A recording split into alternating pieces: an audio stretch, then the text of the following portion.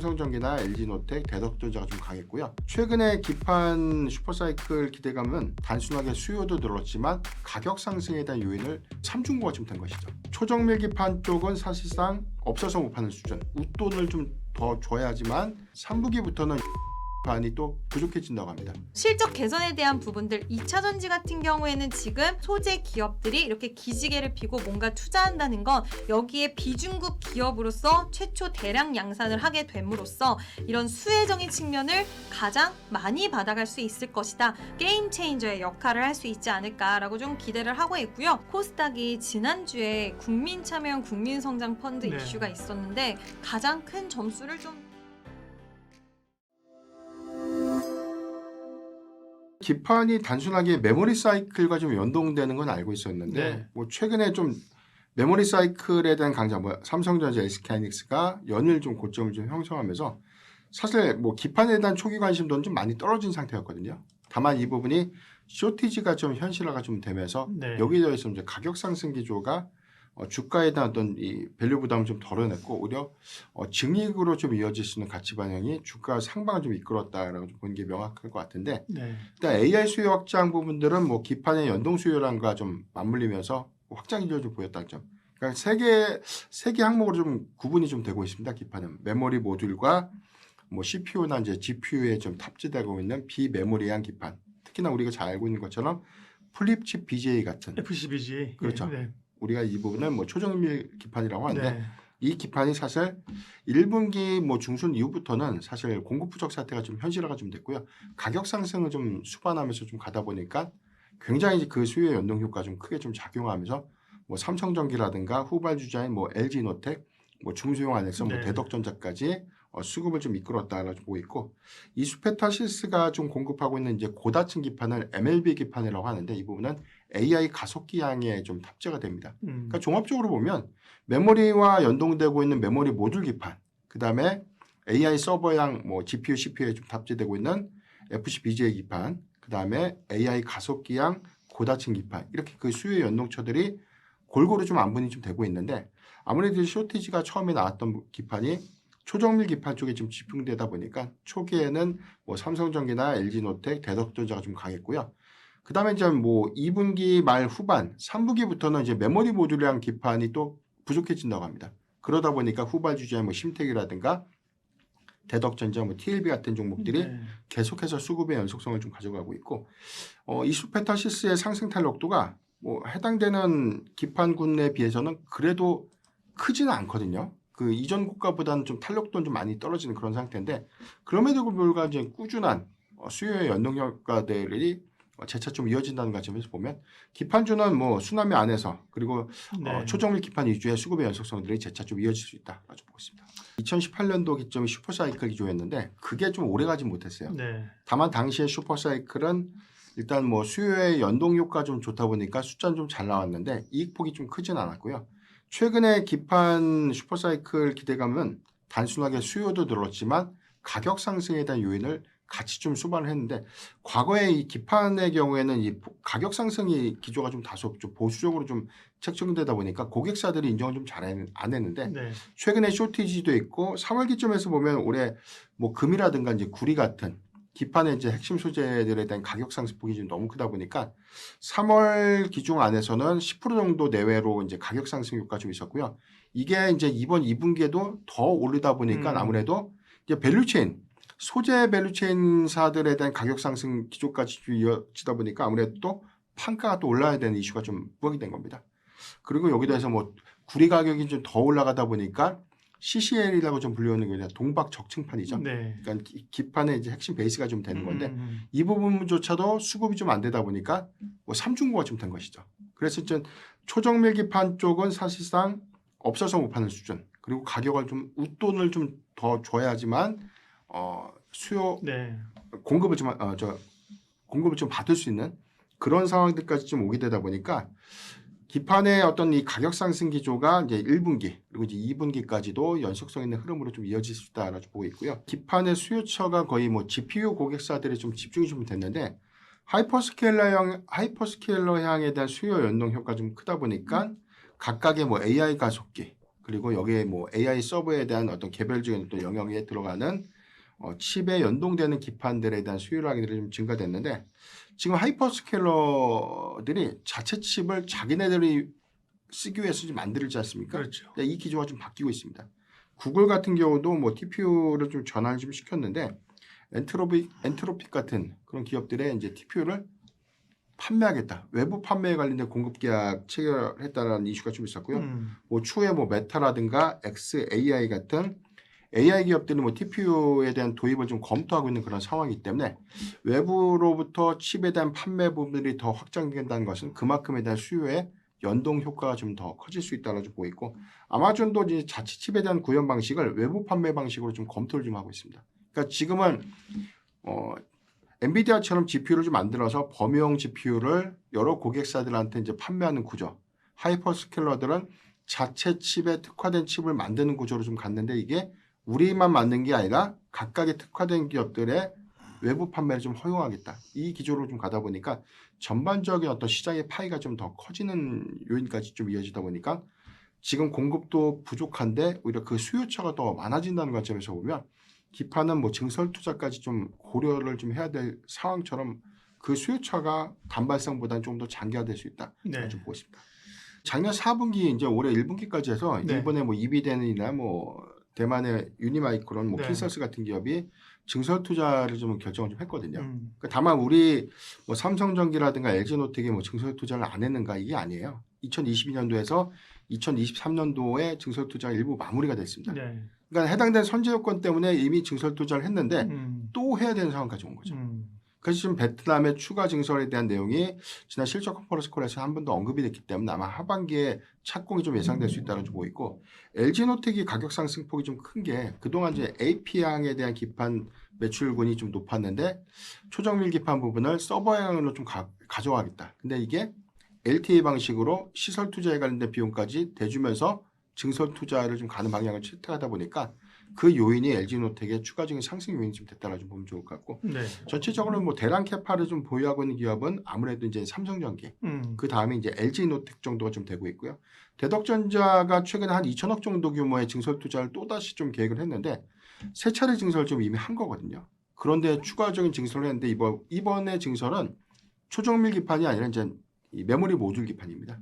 그러니까 이 부분은 사실 아직까지 쇼티지는 아니지만 3분기부터 구체화될 수 있는 부분에 대한 선제 투자가 좀 시작됐다. 그렇기 때문에 기판에 대한 병행 투자가 2023년도에서 이루어졌고 2024년도까지에 대한 일부 외형을 좀 반영시켰지만 네. 이 기조가 내년도, 내후년도 상반기까지 완공이 좀 된다면 이 기조는 2030년도 이후까지 사이클 기조를 좀 가져갈 수 있다는 좀 기대 요인들이기 때문에 가격 상승 기조도 가격 상승 기조인데 그 수요라든가 용처가 더 넓어지는 네. 부분이니까 그 외형에 대한 기대감들이 아직도 뭐 기판주에 대한 어떤 수급을 좀 이끌고 있다. 여전히 저는 해당되는 가치보다는 조금 더 상승의 여력이 있다고 보고 있습니다.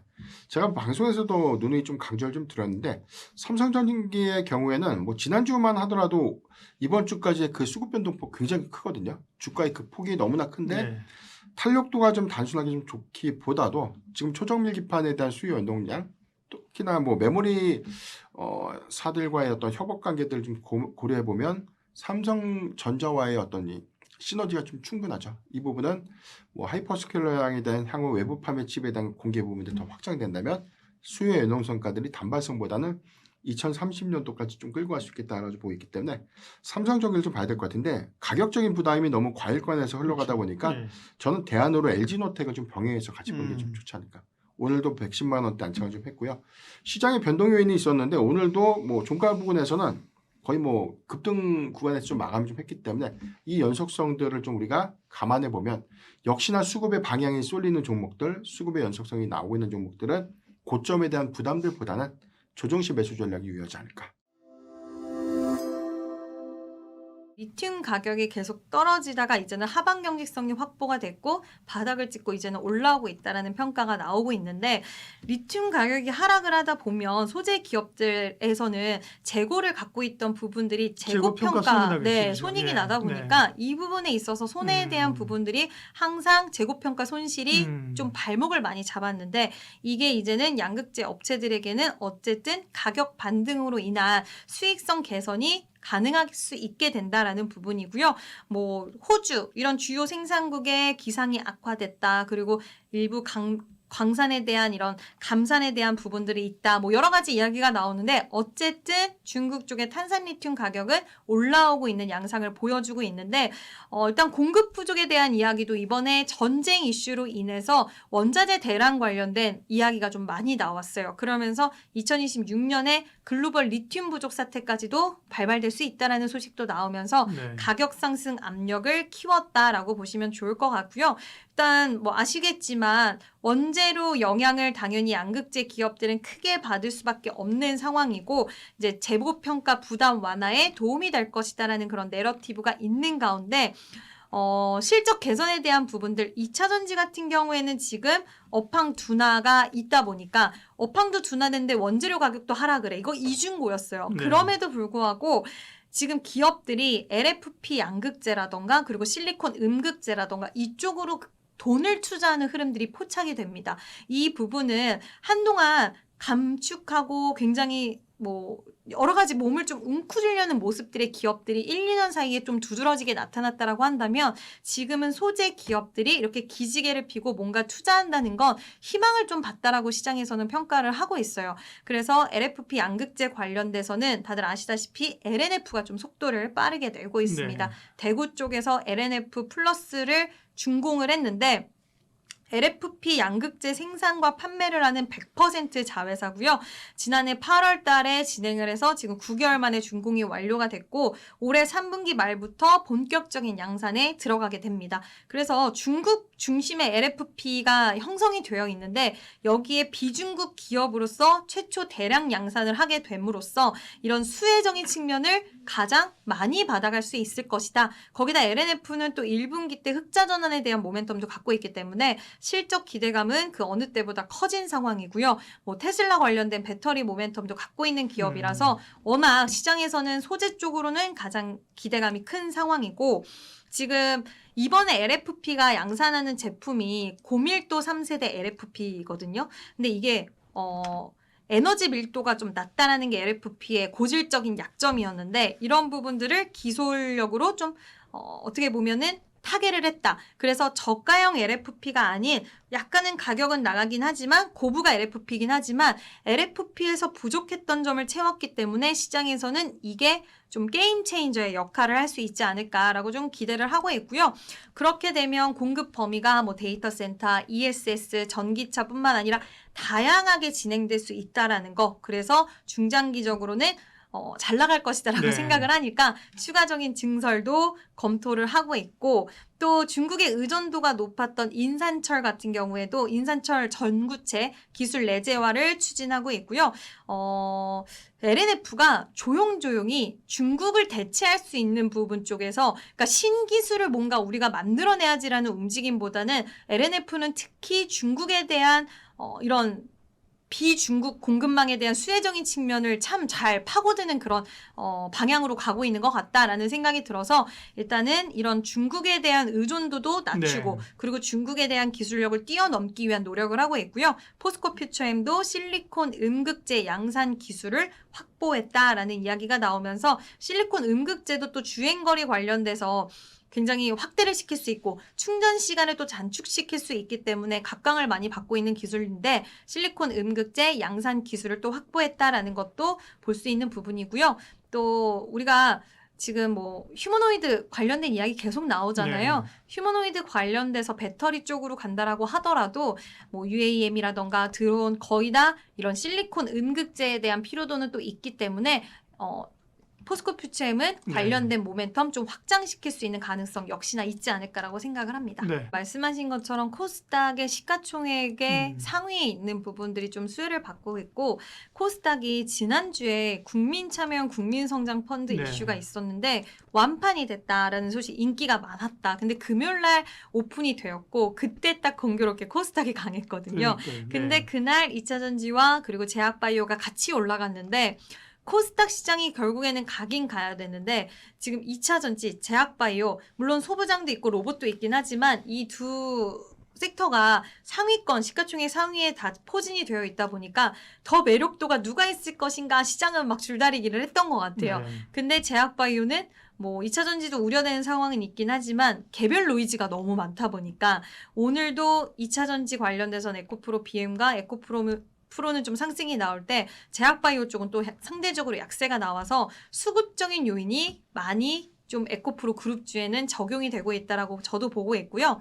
그리고 유럽의 전기차가 좀 빠르게 회복세를 보이고 있는 것 같아요. 보조금 혜택도 있는 가운데 유가에 대한 부담감을 안고 있는 그런 상황들이 유럽 쪽에서 가장 좀 두드러지게 나타나고 있고 헝가리 공장 가동을 토대로 했을 때 수익성 개선이 빠르게 될 것이다. 시장에서는 이런 내러티브가 있고 뭐 유럽의 전기차 판매량이 올라오고 있다라는 부분과 에코프로 BM은 유럽 헝가리 공장 이야기 많이 들어보셨을 텐데 이게 이제 현대차, 기아의 유럽 내 전기차 판매라던가 이런 부분들이랑도 또 연결돼서 생각을 할 수가 있는 부분이라서 앞으로 유럽 내에서 전기차 판매가 올라갈수록 삼성 SDI의 그리고 이런 낙수 효과 여기에 뭐 현대차, 아이오닉 이런 거 생각을 했을 때는 시장은 가장 큰 점수를 좀 같이 LNF와 주고 있다. 근데 여기에 플러스적인 요인 코스닥 시가총액 상위라는 그 모멘텀도 같이 받아가고 있다라고 보시면 좋을 것 같습니다. 주가 추이로 보면 지금 가장 탄력적인 건 에코프로 BM인 것 수급 같아요. 요인도 무시할 수 네. 없으니까. 네. 그래서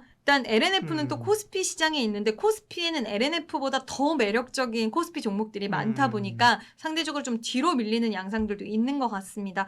근데 LNF는 지금 구간에서는 부담스럽지 않게 볼 수 있는 종목이라고 보고 있고요. 길게 봤을 때는 저는 LNF가 맞고 코스닥 시장이 지금 상대적으로 키 맞추기에 들어가서 코스닥 쪽으로 자금 유입과 그리고 정부 정책에 대한 모멘텀을 받아가는 걸 기대한다면 에코프로 BM도 괜찮다라는 의견 드려봅니다. 네.